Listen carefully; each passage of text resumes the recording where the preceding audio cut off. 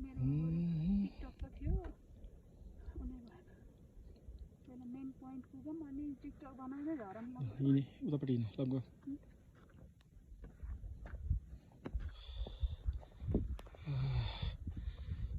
finally हामी अब केही मिनटमा बेस क्याम्प जाँदै पुग्दैछौँ ठ्याक्कै माछापुच्छ्रेको फेरि ल है गाइज आउनु होला यति मनमोहक ठाउँ छ यो मार्दी हिमालको फेरि र मार्दी हिमाल र माछापुच्छ्रे हिमाल सँगै जोडिएको रहेछ यो तलपट्टि देखेको होचो होचो चाहिँ मार्दी अर्को चाहिँ माछापुच्छ्रे यहाँको फिस्टेल अब हामी केही मिनटमा बेस क्याम्प पुग्दैछौँ हो यो बेस क्याम्प हो है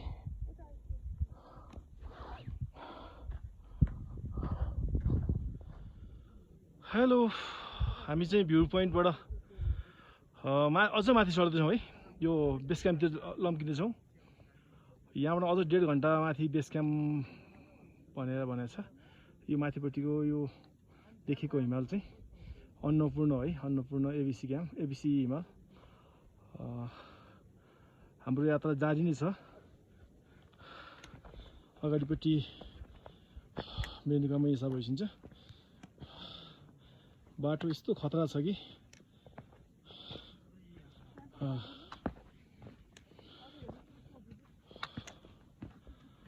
हाई मैया यता फर्क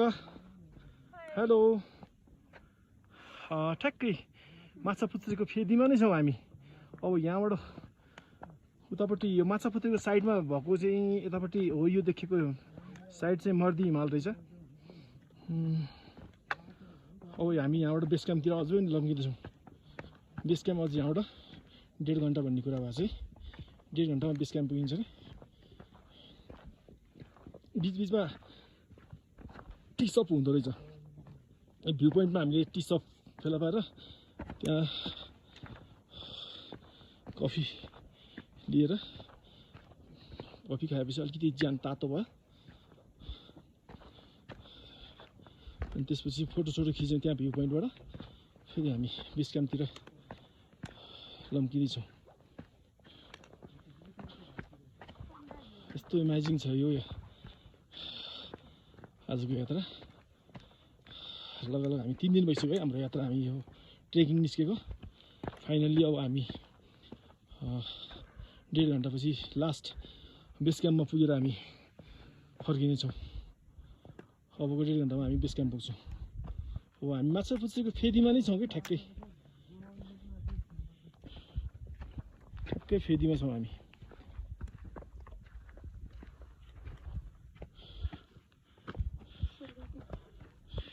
स्वर्गको अनुभूति भइरहेको छ अब हुन त स्वर्गमा त एकदम स्वर्ग पुगेपछि स्वर्ग जान त आनन्द हुन्छ होला तर हामी चाहिँ हिमाल चढ्दाखेरि चाहिँ गाह्रो हुँदो रहेछ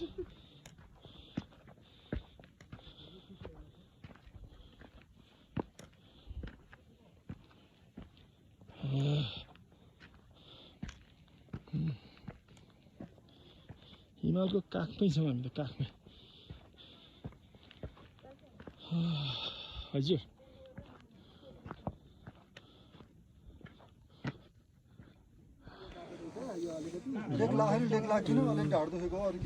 अलिक घुमाउँदा मैले भिडियो लिन्छु रातो र चन्द्र सूर्य निशाना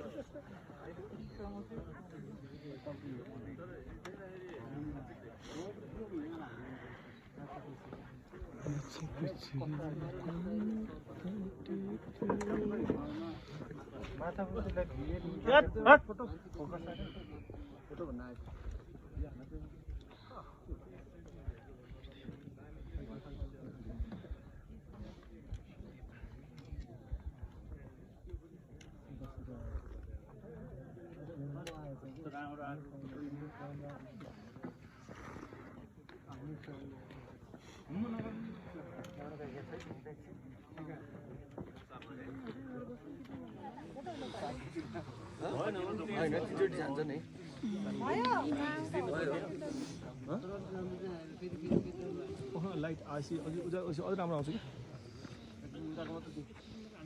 घामसम्म लगाइसकेको छैन राम्रोसँग बिहान गुरुङ होइन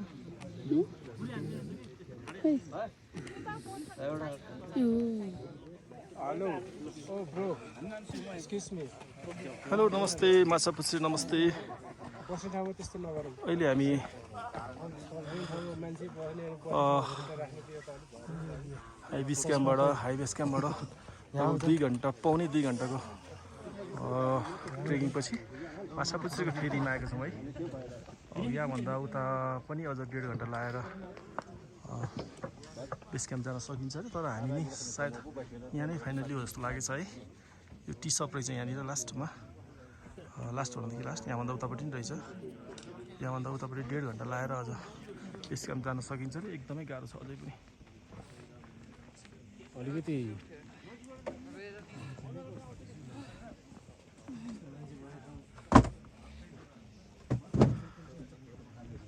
साइडमा यतापट्टि मार्दी हिमाल छ यतापट्टि आएर एबिसी छ है अन्नपूर्ण बेस क्याम्प यहाँसम्म आउनलाई यति गाह्रो भयो हामीलाई सायद जिन्दगीको अवस्मेली क्षणै नै हामीले आज पार गऱ्यौँ जो कोही आउन एकदमै गाह्रो ठाउँ रहेछ यति चिसो छ यहाँ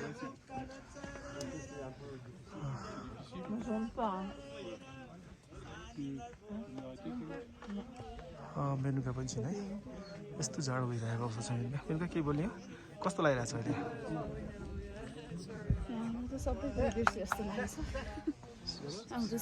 साह्रो गाह्रो भयो है एकदमै गाह्रो भयो दाइ यो हाम्रो 3500 होइन दाइ हाइट यो हजुर 4500 त हाइट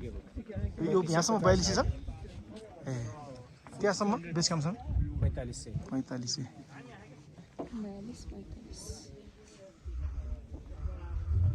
भाइ वेब सेयर छ है चाहियो भने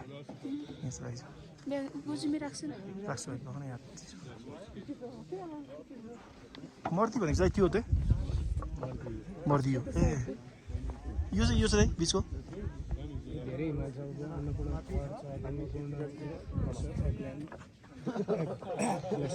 छ तारेकान छ 20 छ यो अन्नपूर्ण यो होइन मेन अन्नपूर्ण यो होइन त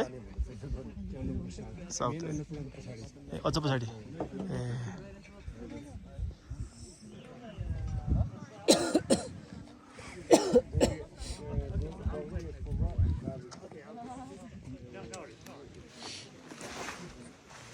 अब हामी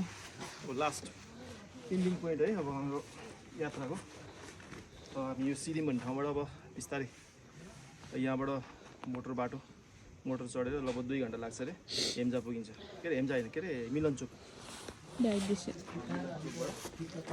बोक्ने हो कि त्यहाँ राख्ने हो ब्याग राख्ने होला ब्याग त राख्ने हो नि क्याप चाहिँ निकाल्ने हो कि पछाडिको